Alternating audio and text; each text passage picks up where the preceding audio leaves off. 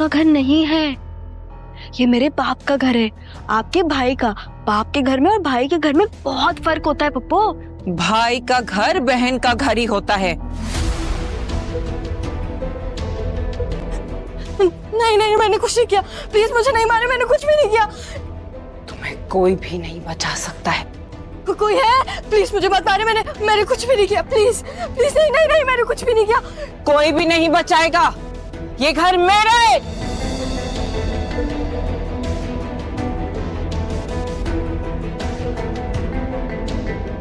तो वो आप है? कौन? वो आपको पता है, एक ख्वाब आता था मुझे जब मैं छोटी थी, और अब भी आता है कि एक औरत मुझे मारने की कोशिश कर रही है। जब से यहाँ आई है तब से वो ख्वाब आ नहीं रहा, लेकिन ये जरूर सोचा था कि अगर वो औरत मिलेगी ना, उसको जान से मार दूंगी मैं।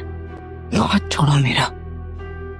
हाथ पकड़ा था इसलिए छोड़ दिया, गला पकड़ती ना कभी ना छोड़ती। और आप जरा बेसिक एथिक्स सीख के आए। मेरे कमरे में आएगा अगली दफा तो नॉक करके जाए यहां से। जा रही है या मैं निकालूं?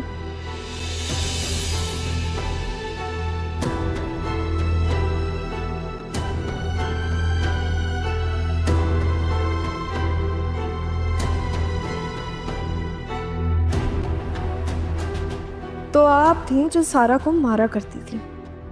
आप तो उसे मार देना चाहती थी जिसने जिंदगी में कभी चूटी भी नहीं मारी होगी। और फिर आपकी जिंदगी में मैं आ गई जो किसी को भी नहीं छोड़ती।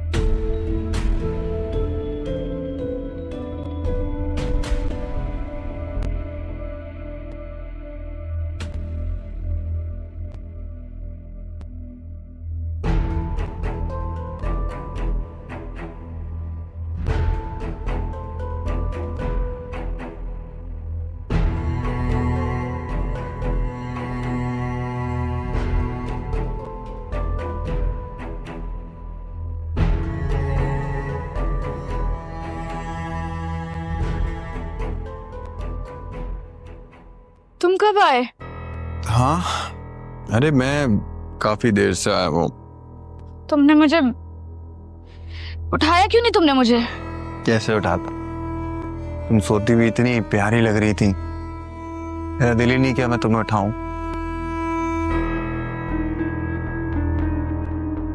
ऐसा लग रहा था जैसे कोई हसीन सी परी सो रही है, सोती हसीना।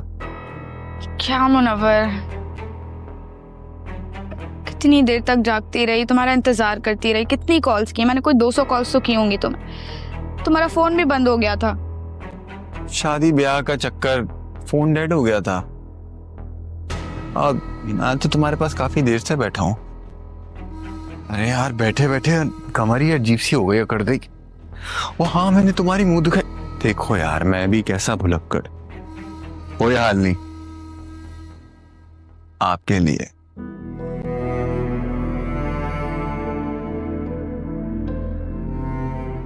आपसे ज्यादा हसीन तो नहीं है, लेकिन आप इसे पहनेंगी तो इसकी शान में इजाफा हो जाएगा। Thank you so much Munawar, ये मेरे लिए बहुत कीमती है। वो मेरे बाबा ने 2 लाख रुपए दिए थे ना, वो कहाँ हैं? ये किस टाइम पे तुम क्या बातें कर रही हो? ये कोई वक्त है बातें करने का? वो पैसे मेरे बाप ने दिए थे, मुझे वापस करना है। क्या बताऊं तुम्हें मैं, इतने लोगों के पैसे देने थे, उधारियां वापस करनी थी, काफी तैयारियां की थी। इनफैक्ट मैं तो तुम्हारा शुक्रिया अदा करने वाला था कि मेरी बड़ी हेल्प हो गई इस सबसे। क्या मतलब है तुम्हारा? पैसे नहीं होते तो तुम क्या करते? तुम 2 लाख रुपए खर्च करके आ गए हो। क्या हो गया है तुम्हें? 2 लाख रुपए? तुम्हारे और मेरे रिश्ते की अहमियत से कहीं ज्यादा बढ़कर है। तुम मेरी दौलत हो, मैं तुम्हारी दौलत हूं। इसे इस तरह इन 2 लाख रुपए के पीछे खर्च करके जाया मत करो। और मैं हूं ना, हमेशा तुम्हारा ख्याल रखा करूंगा। अच्छा ठीक है, तो अगर तुम मेरी कॉल पहली बेल पे ही उठाओगे तो मैं सोचूंगी। एक बेल तो छोड़ो, मैं आधी बेल पे, बल्कि उसको भी छोड़ो, मैं तो तुम्हारे सामने ही रहूंगा, तुम्हारी नजरों से हटूंगा ही नहीं कहीं पे। ठीक है? रात में बहुत प्यारी लगती है तुम। बहुत प्यारी चेन है ये। आई नो, तुमसे ज्यादा नहीं। बहनों भी तो, इसको लाओ, मैं पिलाता हूँ तुम्हें।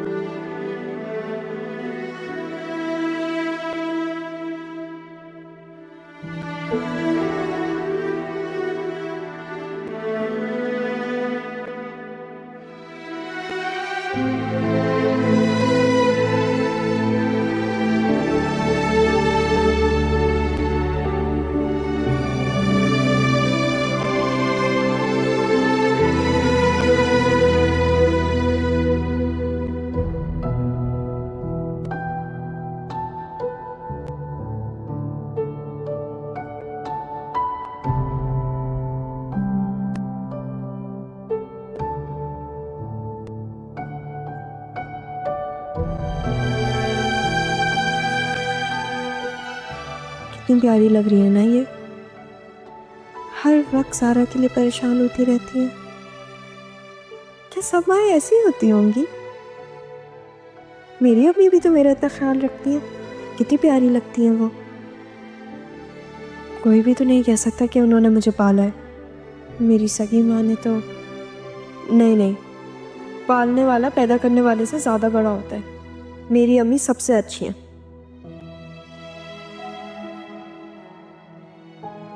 जब मेरी माँ मुझे छोड़ के गई तो वो मेरी अम्मी ही तो थी। अगर वो भी ना होती तो शायद पप्पा ने तो मुझे जान से मार देना था। अरे मुझे क्या हो गया? मैं पप्पा के बारे में ऐसा क्यों सोच रही हूँ? वो तो बस ऐसे ही डराती हैं मुझे। मैं सो जाती हूँ जल्दी से, पता नहीं कैसे ख्याल आ रहे हैं।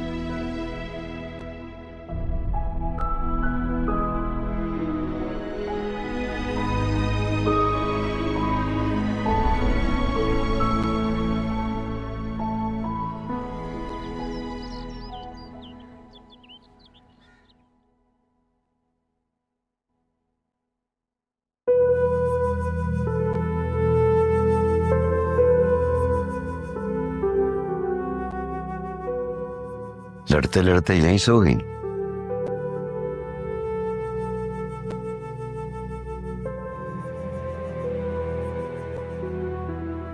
ये आपने किया है? मेरी मजाल शेर ने उड़ाया होगा।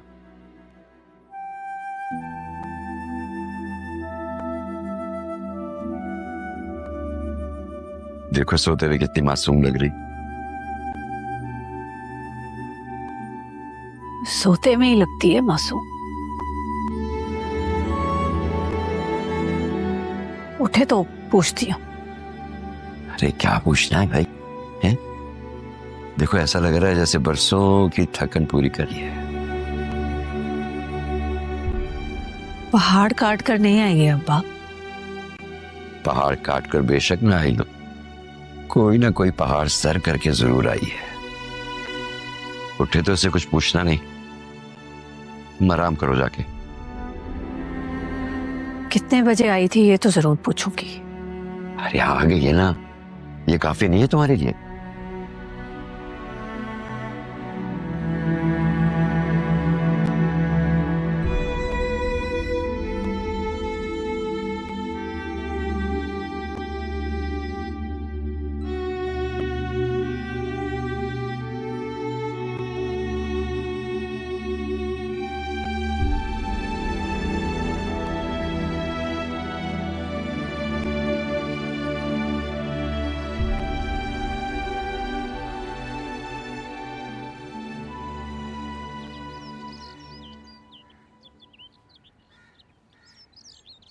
बाबा इस वक्त खैरियत तो है? हाँ, जरा अंदर घुटन सी हो रही थी बेटा, तो मैंने कहा जरा फ्रेश एयर ले लेते हैं। अरे अम्मी कहाँ है? दिख ही नहीं रही। खैरियत है? नहीं नहीं बेटा, वो किचन में होगी। हाँ ऑफ कोर्स। और किसी को यहाँ पे किचन में जाना पसंद थोड़ी ना। नहीं बेटा, वो अपने दिल से करती है, अपनी खुशी से करती है काम। और ये बात जरूर आपको पप्पू ने बोली होगी। मैं महसूस कर रहा हूँ जब से तुम आई हो, तुम हर मामले में पहले से कहीं ज्यादा बोलने लगी हो। बाबा अभी तो ऐसी बहुत सारी बातें बाकी हैं जो मुझे आपसे करनी है। और आपको पता है नाना मियाँ बोलते हैं कि अपने माँ बाप को ना अपने बच्चों से करीब होना चाहिए, वरना जो सबक बाहर वाले सिखाते हैं वो महंगा पड़ जाता है। नाना मियाँ तुम्हारी दोस्त है? नाना मियाँ जी मुझे कासिम की कब्र पे लेके चले।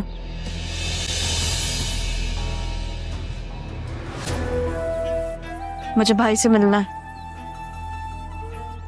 भाईजान, हमारे यहाँ औरतें कब्रिस्तान नहीं जाती हैं। ये क्या बातें कर रही है, समझाएं इसे।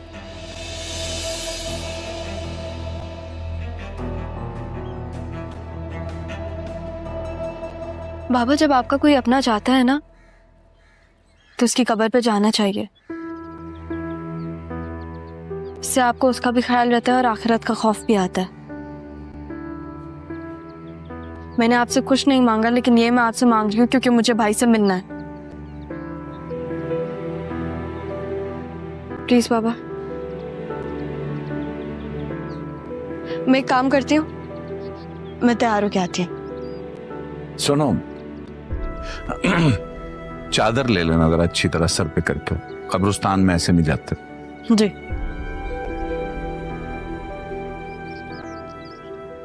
वो भाईजान, रक्षी के यहाँ नाश्ता लेकर जाना है। तुमने सुना नहीं? सारा को अपने भाई से मिलने जाना है। सो हम तो वहां जा रहे हैं। बुरा ना मानिएगा भाईजान, लेकिन जब से ये सारा को बाहर की हवा लगी है ना, बहुत बदतमीज हो गई है। ठीक कह रही हो। सारा तो घर से बाहर निकली है तो हाँ, उसे बाहर की हवा लग गई है। रक्षी के बारे में क्या ख्याल है? वो तो सारी जिंदगी घर के अंदर ही रही है ना, है ना?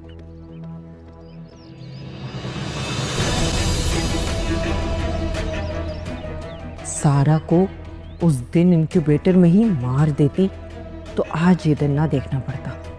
सोचा था कमजोर है, खुद ही मर जाएगी, लेकिन ये तो ढीठ हड्डी निकली। इससे अच्छी तो वो रही जिसे शाजिया ने अपने साथ मार दिया। काश उस जगह ये होती, सुकून तो होता। अब जब से आई है जान का अजाब बन गई है ये।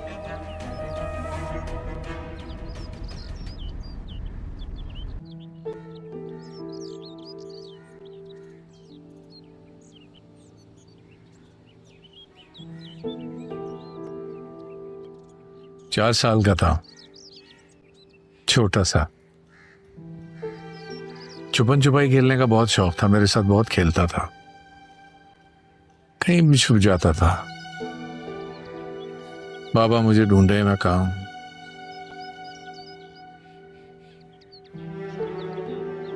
फिर यहां आके लेट गया।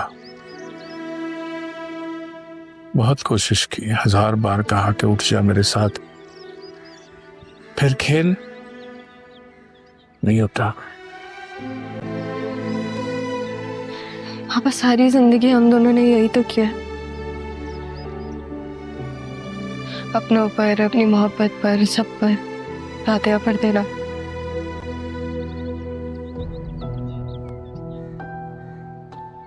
मैं भाई से बात कर सकती हूँ? चलो बेटा।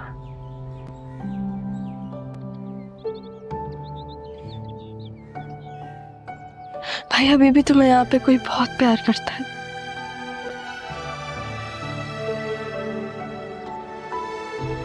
शिद्दत से। शायद शिद्दत भी छोटा लफ्ज हो। बाबा तुमसे इतना प्यार करते हैं कि वो अपनी सारा को ही भूल गए।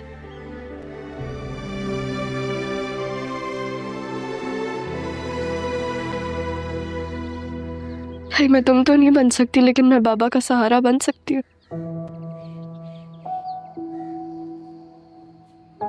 मैं बनूंगी।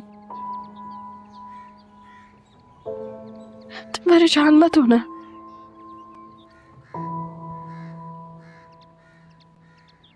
थोड़े टाइम में हम सब तुम्हारे पास आके ना तुमसे बहुत सारी बातें करेंगे। ऐसा नहीं कहते बेटा।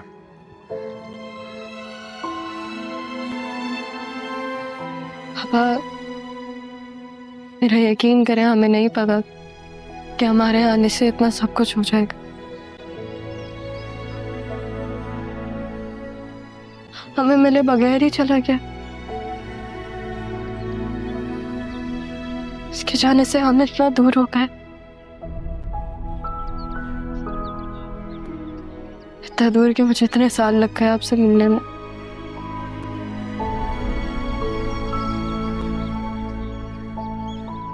पापा मेरी मम्मा की कब्र कहाँ है?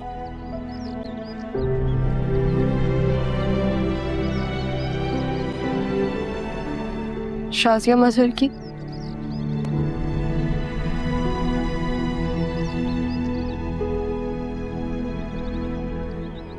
चलो देर हो रही है, आओ फिर से।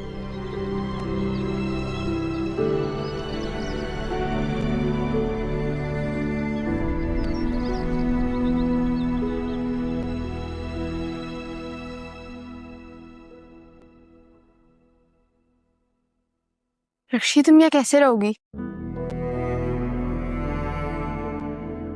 तो बोल दो अपने बाप को, दिला दे अब तुम्हारी बहन को एक घर।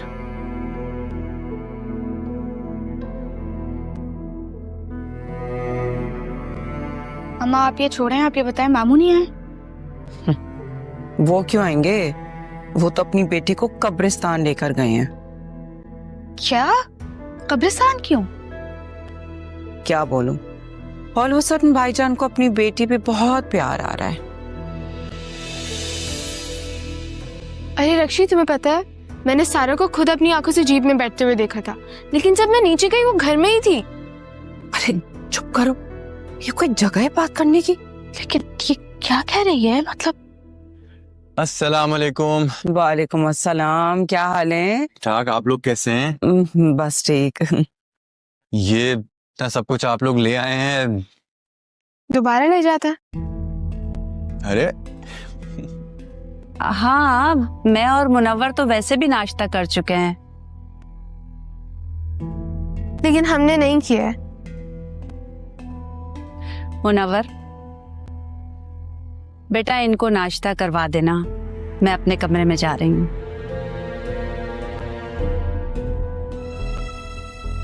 आप लोग बैठे, मैं तैयारी करता हूँ नाश्ते की आप लोगों के लिए। ना करता हूँ सारा।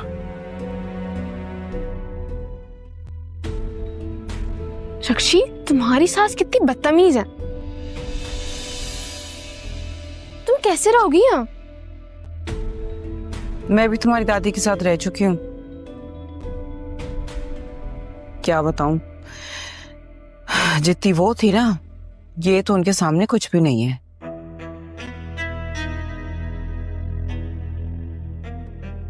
तुम्हें क्यों चुप लग गई है? क्या सास ने कुछ कहा है? नहीं, वो क्या कहेंगी। लेकिन फिर मुनव्वर को भी तो नहीं छोड़ती हैं वो।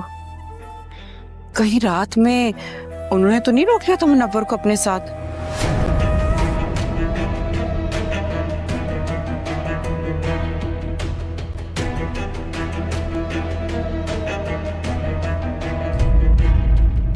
ना जरा पानी डालना। जी। एक मिनट।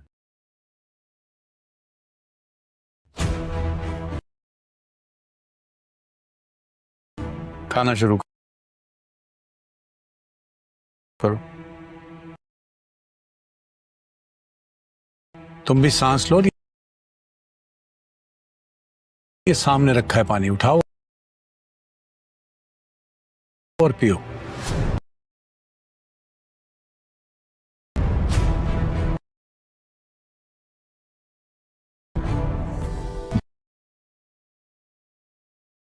तुमसे मोहब्बत करता हूँ सारा। तुम सारा से मोहब्बत करते हो? हाँ हाँ, तुम ही सारा हो पागल। मुझे तो आदिल और सारा इकट्ठे बहुत प्यारे लगते हैं। हम देखिए ना, अभी भी कहीं भी इकट्ठे घूमने।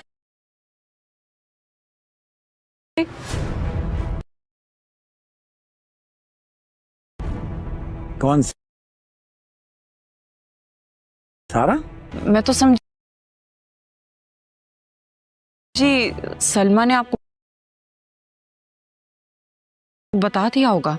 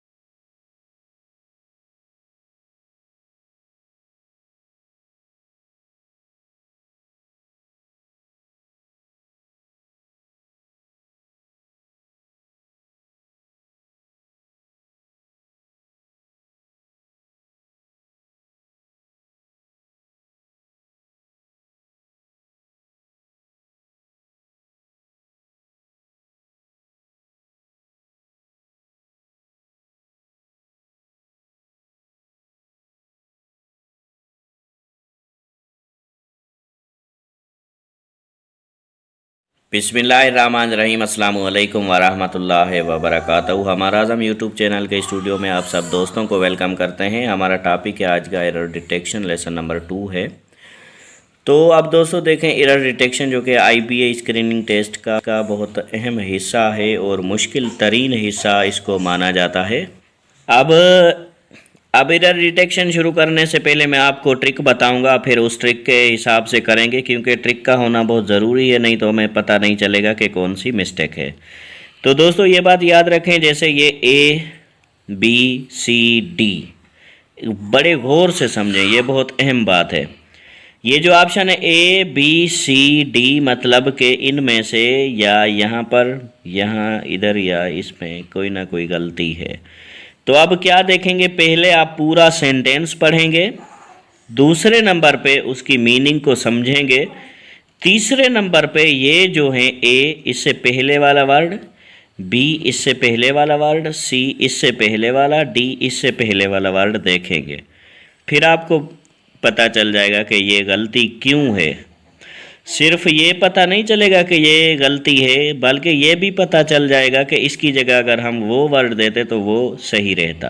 अब देखें नंबर 6 में, many people with spinal cord injuries can, बहुत से लोग स्पाइनल कॉर्ड के ज़ख्मी होने की वजह से, with the help of computer implants, computer लगाने की मदद से, recovering some of their mobility, वो कुछ ना कुछ रिकवर करते हैं अपनी गैर मुस्तकिल मिजाजी को। अब यहाँ पर देखें गलती कौन सी है, A में आ जाएं, A के बाद B में, B के बाद C, फिर D। अब A क्या है, A से पहले कॉर्ड यानी स्पाइनल कॉर्ड इंजरीज, यहाँ तो कोई ऐसी मिस्टेक नहीं है, क्योंकि मिस्टेक कहाँ होती है, या सब्जेक्ट के बाद हेल्पिंग वर्ब नहीं होता, या हेल्पिंग वर्ब किसी और टेंस का होता है, या फिर वर्ब में कोई फॉर्म और इस्तेमाल होती है, लेकिन ये बिल्कुल करेक्ट है। उसके बाद B में आ जाएं, इससे पहले वाला वर्ड द हेल्प, द से पहले आप आ जाएं कहीं ये विथ द हेल्प, यानी ये भी बिल्कुल करेक्ट है। हेल्प वैसे वर्ब है, लेकिन अगर यहाँ THE द में होता तो हम इसको हटा के टू हम कहते कि, लेकिन ये भी सिलेबस में मिला कि ये बिल्कुल करेक्ट है। तो help, the help of computer, यानी ये इससे पहले वाला वर्ड के हिसाब से ये परफेक्ट आ रहा है। आगे चलेंगे, रिकवरिंग, इससे पहले इम्प्लांट्स, रिकवरिंग, इंग फॉर्म इस्तेमाल है। इंग फॉर्म इस्तेमाल कहाँ होती है दोस्तों, प्रोग्रेसिव यानी कंटिन्यूअस टेंसेज में, उससे पहले सब्जेक्ट, फिर हेल्पिंग वर्ब, फिर इंग फॉर्म। अब इससे पहले कोई हेल्पिंग वर्ब है, इज, एम और प्रेजेंट कंटिन्यूअस का नहीं है, या उसके बाद पास्ट कंटिन्यूअस का वाज वर नहीं है, उसके बाद फ्यूचर कंटिन्यूअस का यानी फ्यूचर प्रोग्रेसिव का विल बी, शैल बी नहीं है, मस्ट बी नहीं है, वुड बी नहीं है, ऐसा कोई भी बी का मतलब जो इससे रिलेटेड हो। तो मतलब recovering some of their mobility. अब देयर भी गलती नहीं है, क्यों नहीं है, देयर से पहले ऑफ देयर, उनकी, देयर ये मैनी पीपल, बहुत से लोग, तो जाहिर सी बात है देयर प्लूरल है, ये भी, तो ये भी प्लूरल। हेल्प गलती नहीं है, इंजरीज गलती नहीं है, तो गलती कौन सी है, रिकवरिंग। क्यों गलती है, क्योंकि ये इंग फॉर्म इस्तेमाल की गई है। अगर यहाँ पर रिकवर लिखा होता तो गलती ना होती। तो मतलब इस 6 नंबर का आंसर क्या होगा, C होगा। दोस्तों आप सब से मैं एक स्पेशल दरख्वास्त करूंगा, स्पेशल रिक्वेस्ट आप सब दोस्तों से, कि अगर आप चैनल पर न्यू हैं तो सब्सक्राइब करें, लाइक करें इस वीडियो को, आपकी बड़ी मेहरबानी होगी। वीडियो को लाइक करें, क्योंकि आप दोस्त लाइक नहीं करते, प्लीज़ लाइक करें, इट्स माय रिक्वेस्ट। अब नंबर 7 है, बिकॉज डॉक्टर्स आर ट्रीटिंग। अब क्योंकि डॉक्टर इलाज कर रहे हैं, मोर पीपल, ज़्यादा लोगों का, for skin cancer, skin cancer की वजह से, यानी स्किन कैंसर का, क्योंकि डॉक्टर इलाज कर रहे हैं ज़्यादा लोगों का स्किन कैंसर का, इट इज़ वाइडली बिलीव्ड, ये वाइडली बिलीव्ड किया जाता है, माना जाता है, दैट के change in the protective layers, के तब्दीली प्रोटेक्टिव लेयर में ऑफ द अर्थ्स एटमॉस्फेयर, धरती की आबहवा में, must be produce harmful effects now, जो कि आप पैदा कर रही है नुकसानकार असरात। दोस्तों गलती ढूंढनी है, पहले हम ए से शुरू करेंगे। ए में आ जाएं। ए में आर हेल्पिंग वर्ब है प्रेजेंट कंटिन्यूअस का, इससे पहले सब्जेक्ट है डॉक्टर्स, बिल्कुल ये प्लूरल है, ये प्लूरल का हेल्पिंग वर्ब। उसके बाद वर्ब में इंग फॉर्म, मतलब ये तो करेक्ट है। अगर यहाँ डॉक्टर होता, सिर्फ एक डॉक्टर, फिर ये गलती होती, लेकिन ये प्लूरल डॉक्टर्स, हेल्पिंग वर्ब भी उसके साथ प्लूरल आर इस्तेमाल है, और प्रेजेंट प्रोग्रेसिव टेंस से इंग फॉर्म भी इस्तेमाल है, मतलब ये गलती नहीं है। आगे ए हो गया क्लियर, बी पे चलेंगे, ये रहा B. Widely believed, it is widely believed, मतलब इस पे ज़्यादा यकीन किया जाता है, एतबार किया जाता है। आज हम बात करेंगे कॉन्स्टिट्यूशनल कंसिडरेशंस के बारे में। Flexibility and rigidity depend on political circumstances. तो यहाँ पे हमारे पास है, in the abstract it is hard to prescribe a suitable amendment formula that will strike on appropriate balance between rigidity and flexibility. Not only must be amendment formula reflect the specify needs to circumstances on each jurisdictions, but similar amendment formula from generate different results on different case depending on the political culture, the political system, and the history of the country in a question. In other words, formula rules do not necessarily reflect the actual difficulty of effecting change. And for example, in parliamentary system where the prime minister leads to is responsible to parliament, the real initiative to amend the constitution is often taken by the executive, even if the procedure is firmly supposed to start in parliament. Depending on the electoral system and the number of significant political parties are given, supermajority requirements may be hard to achieve in some countries where the same threshold might not be a high barrier for amending the constitution. In other countries, thus the example of a 2/3 majority requirements is likely to be much more difficult to handle to reach in a country like Netherlands with proportional electrical systems and multi-party politics.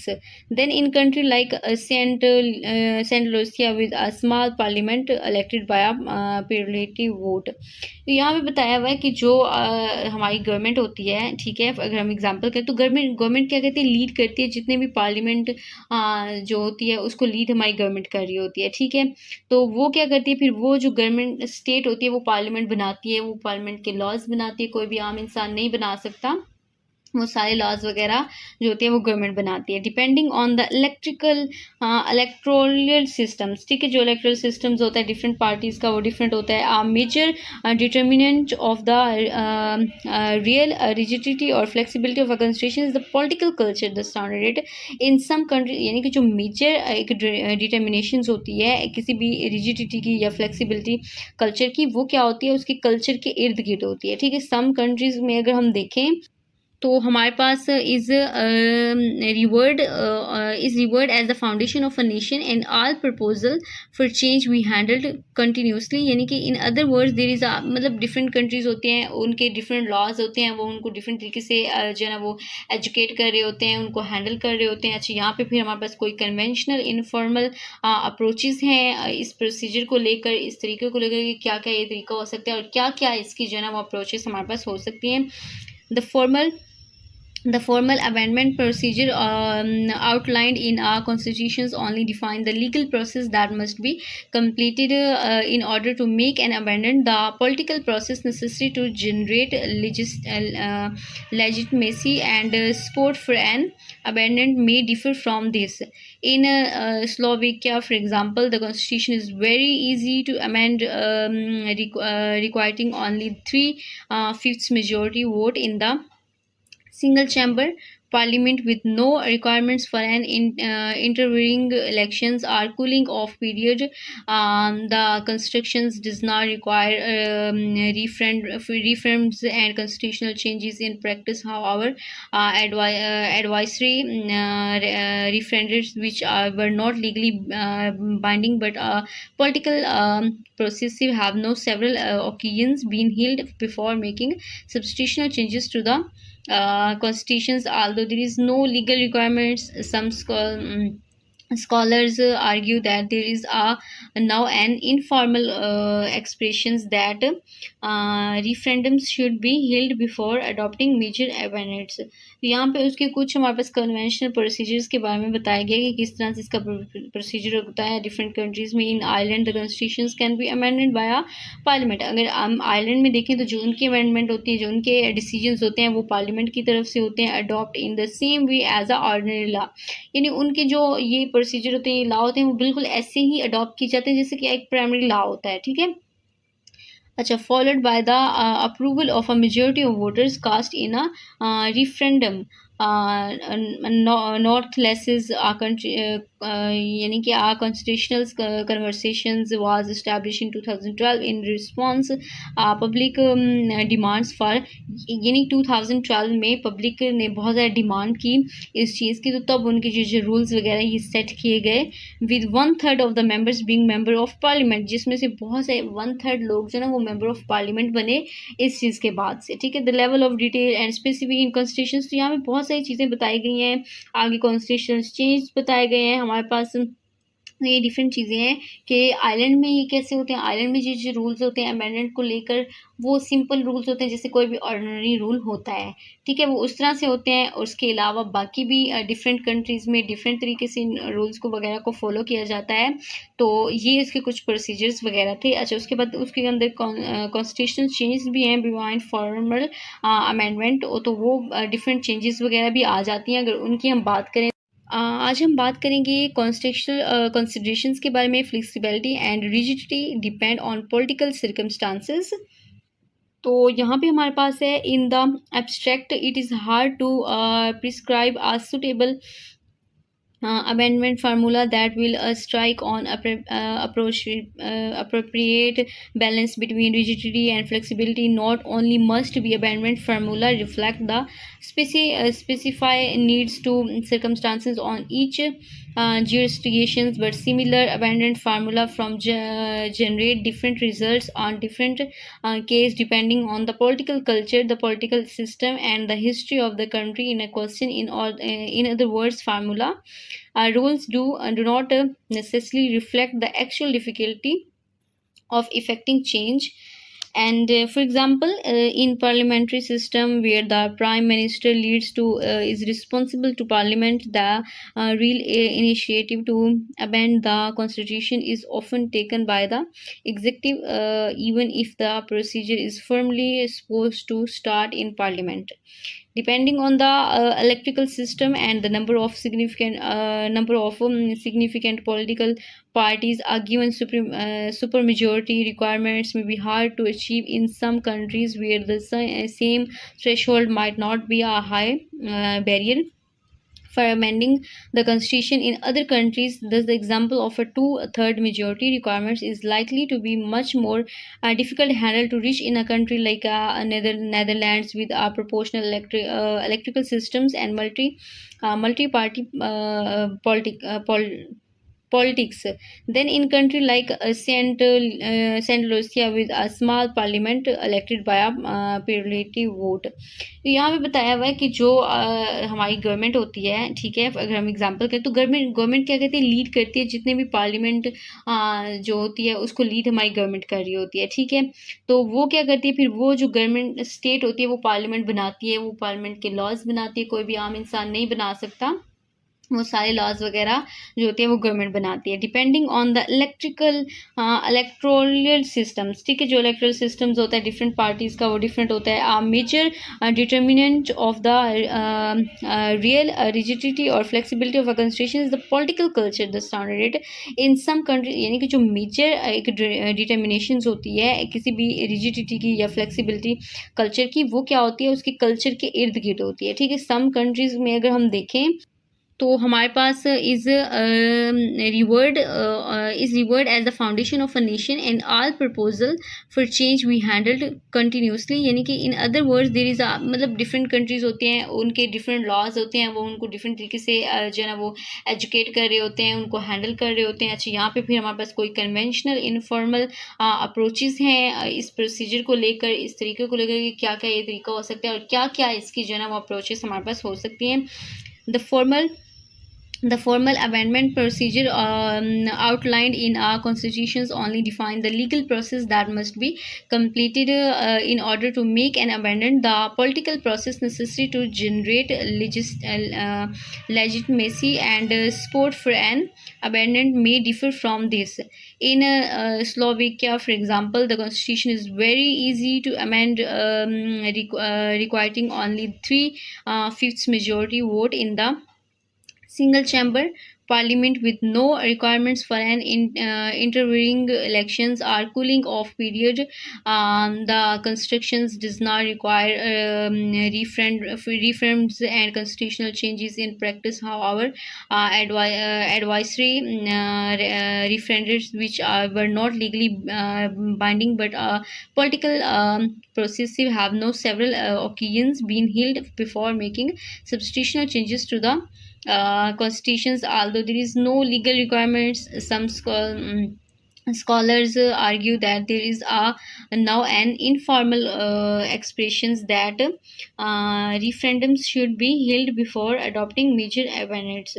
तो यहाँ पे उसके कुछ हमारे पास conventional procedures के बारे में बताया गया कि किस तरह से इसका प्रोसीजर होता है डिफरेंट कंट्रीज़ में। इन Ireland the constitutions can be amended by parliament. अगर हम आयरलैंड में देखें तो जो उनकी अमेंडमेंट होती है, जो उनके डिसीजंस होते हैं वो पार्लियामेंट की तरफ से होते हैं, adopt in the same way as a ordinary law.